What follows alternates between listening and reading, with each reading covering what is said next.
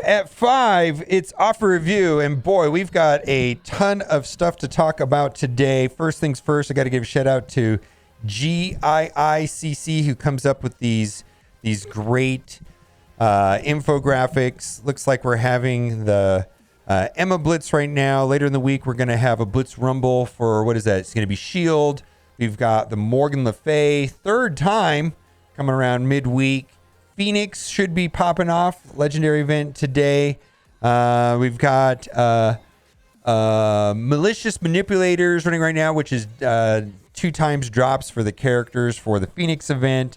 We've got the raids running. Most importantly, towards the end of the week, we've got Elite Store for Deathlock and Valkyrie, and then Voodoo will be coming in to be farmable in Mystic 1-6. Now, I wanted to just kind of recap the Hulkbuster event and talk about that a little bit right here.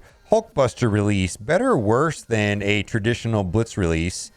And 56% said worse, 31% said better, and then 12% said about the same. I mean, the difference between the two of them is that, well, one, the Hulkbuster release, you could just do win 4, lose 1, win 4, lose 1, win 4 is based off a total number of wins. So you didn't necessarily need to have a high collection power like you do in a traditional Blitz release. Traditional Blitz release definitely favors veteran players. Now, the traditional Blitz release were 2 3-day events, where the Hulkbuster release was a super annoying 7-day long event, which is just taxing for a lot of people. The other thing too that made the Hulkbuster release unusually garbagey, in my opinion, was the orbs and how just not great they were. And people were definitely not thrilled about the orbs, getting two. I mean, people were like thrilled when they sometimes got 6 and things like that. And let's keep going. Got my free to play Hulkbuster. F you Scopely for making me blitz so much. I got 1 25 shard pull, 1 10 shard pull. So this guy got lucky basically, and 2 6 shard pulls. It took a 2-hour blitz timer for every day except for the first day. I missed a couple rotations. Felt like that we had a free to play path to unlock him, but RNG is the only reason I got him to 4-star. The event was not great. That is all. Then this is the sentiment that a lot of people are having today: is it feels great to not have to blitz. Emma Blitz popped up, and at first I was disappointed. Another character I've already got a 7 stars. Then I realized that not only there's no Blitz event currently running, but I also don't have to go through my full Blitz rotation to complete the milestones. There you go. And then also, Scopely fixed the taunt issue. And then this made me giggle a little bit, this next post, which was the same one, basically said the same thing. The taunt bug can be used to complete almost all of Doom 3 difficulty 4 without having to spend any recharges. This is a sarcastic post because it says, actually it can't, but I figure if one of the CM scans Reddit and sees the title of this post and thinks it will reduce revenues, they might just have the programmers patch the hotfix through inside an hour. Yeah, the idea is that if this was true, it would get fixed within like an hour. Because it's not true and it doesn't affect the revenue stream, it doesn't necessarily get fixed right away. Now, I just wanted to go off on a tangent here about Scopely. And I had a conversation with somebody for about an hour the other day about the Scopely game WWE Champions. And she said that the month-long events that we're having here in Marble Strike Force are nearly identical to that of WWE Champions. And they have been running over there for 31 months in a row. It's like a staple over there. And I suspect that these month-long events are here to stay. Now, I'm going to read to you some of the reasons why she quit the game. And tell me if some of these complaints sound familiar or not. First of all, month-long events. Insane power creep. Exploits. Lack of competitive integrity. Failure to fix bugs in a timely manner. Wow. And then that just sounds familiar, right? So anyways, that's just what's going on in the Scopely game WWE champions based on my conversation with her. Very interesting information for sure. Let's move on. And this is interesting right here. All right. So a lot of discussion about Doom 3 second bio node. Adam Warlock is applying Disrupt to Web Warriors, and it's coded so that it's supposed to only apply Disrupt to Protectors. Well, there's no Protectors on the Web Warrior team. And I don't know if this is true or not, but this is a response from customer support that has been floating around. It says, this was support's response to the Adam Warlock bug. Keep in mind, some characters within certain game modes will have special abilities outside their texts. We would like you to know that this is completely intentional, and you can rest assured our team is aware of this. I'm going to go ahead and close the ticket. If you have any new concerns or questions, feel free to start a new conversation. You know, I have no way of knowing if this is accurate, but this is definitely a post that is floating around. So here's the thing. This just doesn't make sense to me. If we always had a way of knowing if there was going to be a character different, or they had like glowy eyes, or they did their special differently, or if they got bonus turn meter, but the kits themselves were never changed. And the other thing too is that Jubilee on that node is being affected by Psylocke's passive, and Psylocke's passive very specifically says Uncanny X-Men. And so what's happening is that Jubilee will drop below 50%, and she will gain counterattack and evasion from Psylocke's passive. So there's a couple things going on that node that are really weird. So we're talking about Doom 3 bio second node. Two issues in particular where characters are working different from the way that the text is reading. One, Adam Warlock. One, Jubilee is getting the benefits from Psylocke's passive, which should not, because that's supposed to be Uncanny X-Men only. All right, let's move on. Who are you bringing to the Red Hulk Scourge? And we're going to talk about this for a little bit. My alliance is fairly set on Hero as Guardians. Anyone think that it could be a mix of Thor, Iron Man, Hulk, T'Challa, and a fifth maybe? This one has me worried. So here's the thing. I think most people are building up their Hero as Guardians, not because of the Scourge, but because the team itself is going to be useful outside of the Scourge event. That's right. Hero as Guardians can be used not only in Alliance War, but they also can be used in Cosmic Crucible. So they have benefit in other game modes other than the Scourge. If we look at the other two Scourge teams for Red Hulk, which is going to be Ravagers and Wave 1 Avengers, people are not as interested in using them outside of just the Scourge event. Wave 1 Avengers have limited use, and also Ravagers have some use inside of War offense, but I haven't seen anybody use them inside of Crucible. So I think what people are looking at more than anything else right now is for use outside of the Scourge event. I have no idea what's going to be the optimal team for the Scourge event. We're going to have to find out when the event goes live.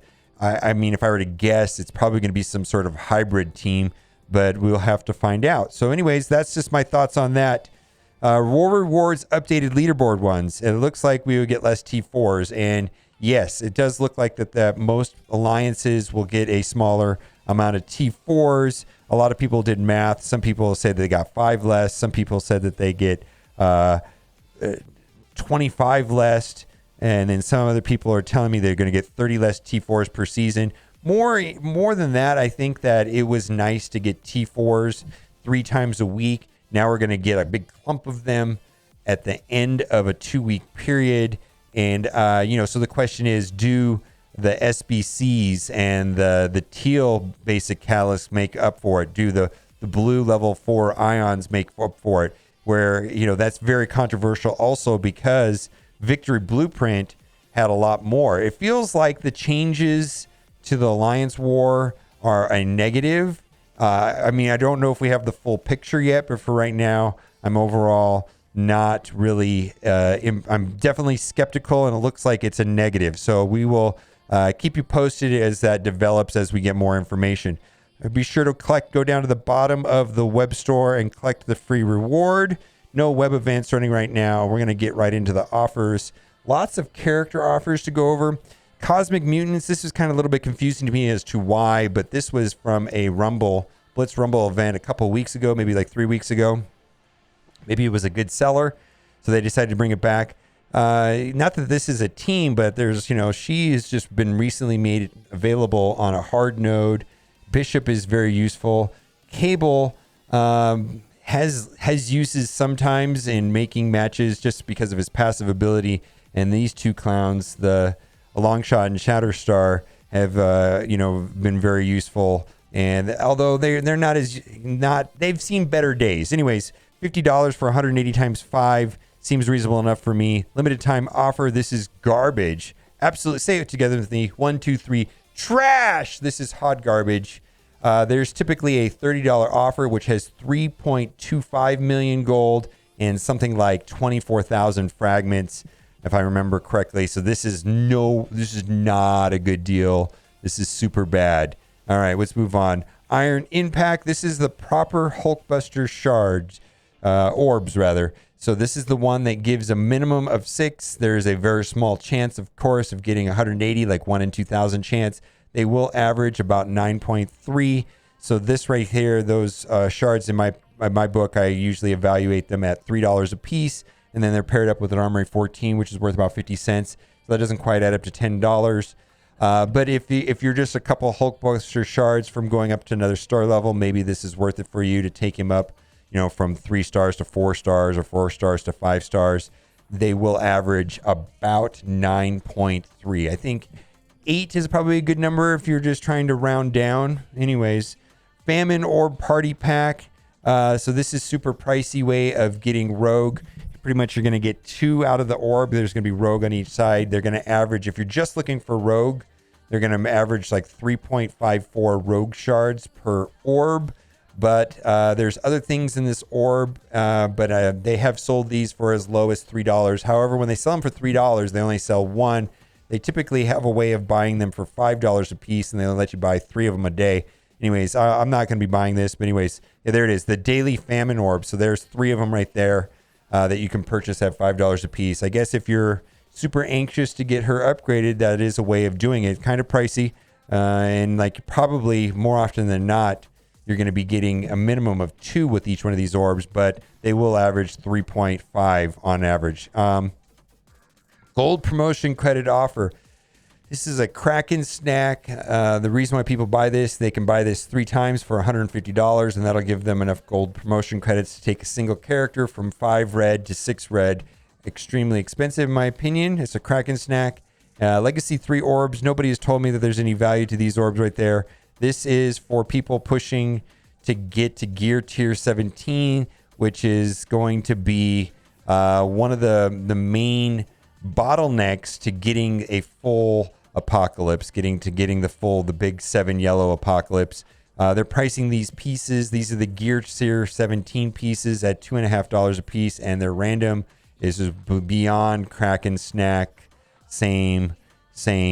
Very, very pricing. We've got Deck Dealer. We got Gambit shards. $35 for 50 character shards is generally not a good value at all. And then we've got Nico and Spider-Woman for 60 shards each. Total 120 shards for $60. Again, nothing special. There's going to be another offer below. If you're set on Nico, there's a better priced Nico below with a Mega Orb. We'll get to that here in a minute. This is for blue ISO. What I really need is probably blue ions. Anchor pricing is like the standard pricing on this so that you think it's a good deal when they try to sell it for cheaper. $35 for an Elite 5 is outrageous in my opinion, probably closer to under 20. Pocket Dimension offer. This is for Pocket Dimension. Also, this will work on regular Dark Dimension 5. So this is definitely cheaper than using Power Cores. $5 for 750 is better than refreshing it with Power Cores for sure. Keep in mind that I believe the Pocket Dimension is going to run for 5 days. It started on Friday, and there's usually when you finish it the first time, and you can run through it twice. but there's a 24-hour window where you can't play it. So if you played it once, you have to wait for 24 hours, then you could play it a second time. So keep that in mind if you're planning. Also, if you went through it once and forgot to go through it the second time, go through it a second time. But you can only get rewards for going through it twice. All right. There's the Sister Grimm Nico shard. So this is a better deal right here. So this is $20 US for 75 shards and a Mega Orb. Mega Orb, depending on who you talk to, has a value of about $5. Some people say it's all Ultimus food because they only get duplicates, and they may say it's only worth $1, but there is value in a Mega Orb. All right, so $20. That's better than that $60 offer for sure. Then we got Pestilence Orb Party Pack. It's a party. Doesn't she look like she wants to party? Look at that, what she's doing there with her hands. She looks definitely party mode right there. You can tell by her eyebrows. We got, this is this is the same thing as the Rogue Orb above, the 3.54. There are other things, Morgan Le Fay shards on average, 3.54. This is pricey. Again, the best price for these is like $3. There's other things in this orb other than Morgan Le Fay that can be very helpful. Then there's also some duds in them also. But anyways, that seems super pricey. Sunfire event was probably one of the worst release methods. I'm looking at, like, I typically can get them to 5 stars. Sunfire, I was not able to get him to 5 stars. I got a 4-star Sunfire, but this is outrageous pricing. 50 character shards for $35. No, thank you. Let's move on. And then Sorcerer Supreme, boy, this is really pricing right here. Basically, they're pricing $35, a little more than $35, $38 for 75 shards each. 75 Wong, 75 Doctor Strange. I feel like if it was like Wong and Agatha, they would sell a lot more of these. I think people need Agatha more than Doctor Strange because Doctor Strange was an event campaign character. Anyways, very important team. Morgan Le Fay Darkhold is a very important team. Do what you got to do. That's still too pricey for me. 50 character shards for Lady Deathstrike. Plus, we've got a Mega Orb. Again, Mega Orb can be worth anywhere from $5 to $1, depending on, where your account's at. If you've got most characters unlocked, then Mega Orbs are not as appealing. But anyway, she is hard node farmable at this time. So, you can get her through normal means. All right, let's keep scrolling through this. We've got some other character offers to look at. Before we get to that, this is super expensive. This is allowing you to buy the Gear 17 pieces for $3 a piece, where the random ones cost $2.50 a piece. My goodness. Power up your superior gear. This is not the best pricing they've had on this. They have sold for $100, $2,500 of each of these pieces. And that's typically when a new character comes out. They've sold that twice before for the last 2 characters. Goblin Queen, Madeline Pryor. Some people saying that she was a character that was benchable or skippable. I don't know what the right word to use there, but 50 character shards for $30 is not that interesting in my opinion. And the character is not nearly as important as other characters. Valkyrie, 50 character shards for $35. Again, that is the most expensive pricing that they put on characters right there. $35 for 50 character shards. No, thank you. And then we've got Leader of the Ravagers offer 75 character shards with a Mega Orb. And Mega Orb right there could be worth anywhere from $5 to $1, depending on who you talk to. And then 75 Starlord shards again. He is currently hard node farmable. So let's keep going. Dazzler, outrageous. Don't need to say it. I'm just never really going to be super thrilled about this. It's just not good pricing. And this doesn't really help much, right? These are maybe worth $1.50 a piece. And then these 3 right here, I don't even know why they put them in there. It always baffled me why they put this stuff in here. It's just to fill up space and clog the offer to make it look better. But no, it's not great. That's the super expensive Gear Tier 17s. And then here we are in kind of the dregs. Not the dregs, but these are like the daily offers with nothing too exciting in here. There's a couple things that sometimes make sense for certain situations, but most of this stuff is rather normal. Let's toggle over to the free-to-play account and see what we've got going on over there. And we've got a lot of character offers over here that I have not seen. First things first, we've got OG Asgardians. So basically this includes Loki and Hela. with the other 3. These are Hero Asgardians, but there's the 2 new Hero Asgardians that are not in this offer. And this will help you unlock Black Bolt. And then if you have Valkyrie and Mighty Thor, these 3 right here can make a pretty good team that is used not only in Cosmic Crucible, but also in War. And it's going to be probably the more popular Scourge team for the Hulk Scourge event on nodes 5 and 10. And that should be out next patch sometime. Let's move on and see what else we got. We've got limited time sale. This is for, if you're trying to build the Black Order team and you already have Ebony Maw, this will give you the other 4 up and running, 180 times 4 for $50 US. Team is rather old. That was a meta team quite a few metas ago. If we got Darkhold Arena meta, then before that we had Eternals, and then we had Infinity Watch, and then before that we had Black Order. So it goes back a bit. All right, let's skip to the offer reviews. We've got one up here for Silver Surfer, which I like very much. Silver Surfer right there, 50 character shards for $5.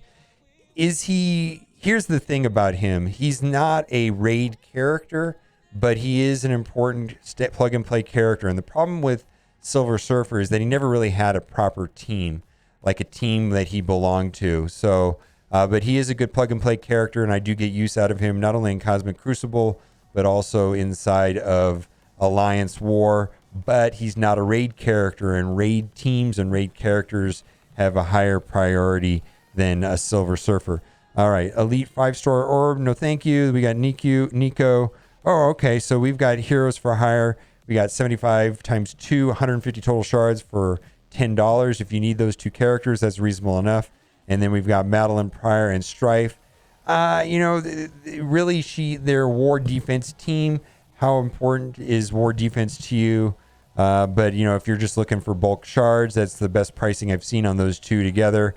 And then there we've got Ghost Rider and Dr. Voodoo. Dr. Voodoo is not currently farmable, but he's supposed to be hard node farmable starting midweek, I believe, on Wednesday.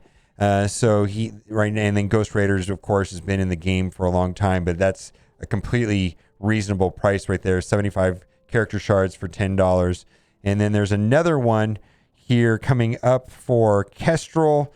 They've sold Kestrel 50 character shards for $5 before. I believe that is a better price. Kestrel's still a great plug and play character. Use her every day. I also use her in raids on the skill nodes, so she's very useful. But the offer that I'm looking for, let's see if it's still here.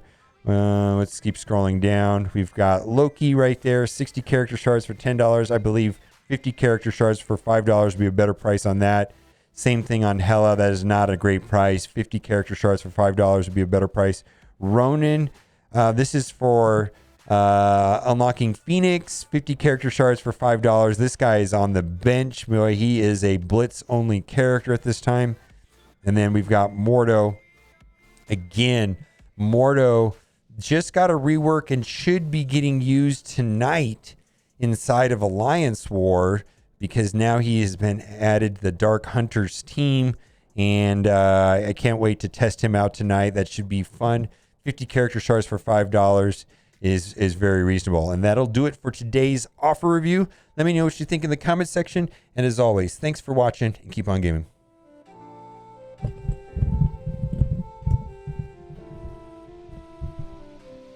Doubted all that I could do, knowing what I need to do. All I can say, the word is thank you. I think it's what you need to